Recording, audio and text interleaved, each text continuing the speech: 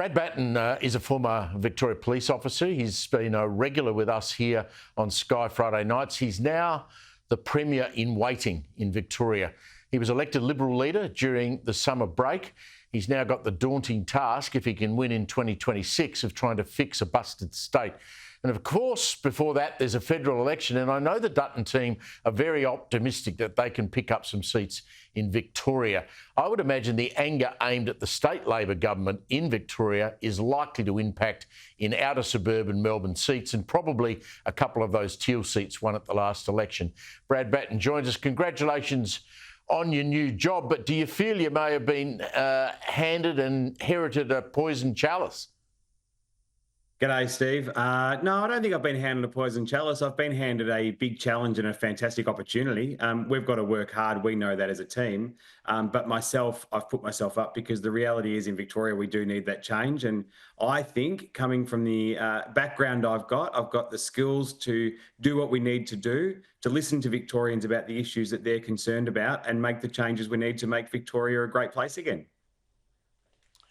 Brad, you and I talked a lot about law and order. I'll get onto that in a moment, and we seem to have talked about it just about every Friday night last year. But I want to pick, it's almost impossible to pick one issue you're going to have to fix. But I'd like to start with property and taxes. Will you reform or axe the land tax killing investment in real estate in this state? We need to review all the taxes, Steve. I'd love to come on and say we're going to cut every tax here in the state, but we all know we need to operate.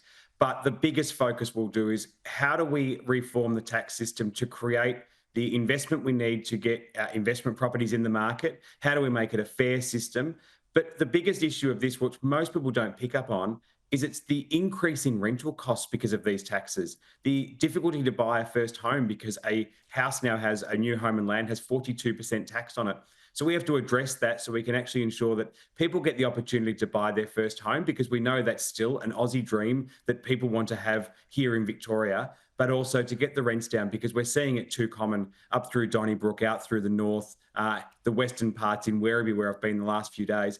Prahran, rent is going up like $100 a week and people just can't afford that. So the government has a responsibility to how can they address that through the tax system, and we'll have more to say about it as we approach the election to ensure we can get that investment back in the state. I fear slightly that you're not going to be able to afford to drop the land tax. I spoke to a property owner this week.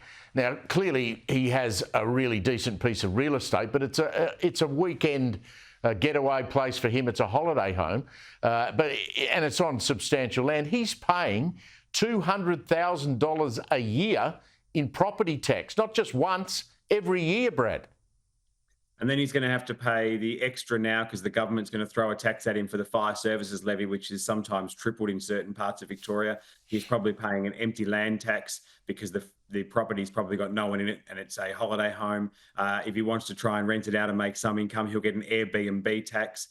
He'll get chucked a road tax for driving down there. You just get taxed for everything you do here in this state. That's because the mismanagement of this government, who have effectively put us into a position where everything in the state has to be taxed just to cover the interest bill they have daily. That's before we spend any money on services. And we're seeing our services are already facing the impact of that. People know we've got less police to respond. They know when they call 000, the chances of getting a police to respond automatically is becoming more and more difficult. And we'll go on to the crime section, but there's a huge issue here. The state just does not have the money. They have mismanaged it so bad that we need to review everything so we can build the investment, grow the economy. They'll be our priorities. And that way we can put more money back into lowering the debt and having a debt plan for the long term. Melbourne's full of visitors at the moment, interstate, overseas for the Australian Open.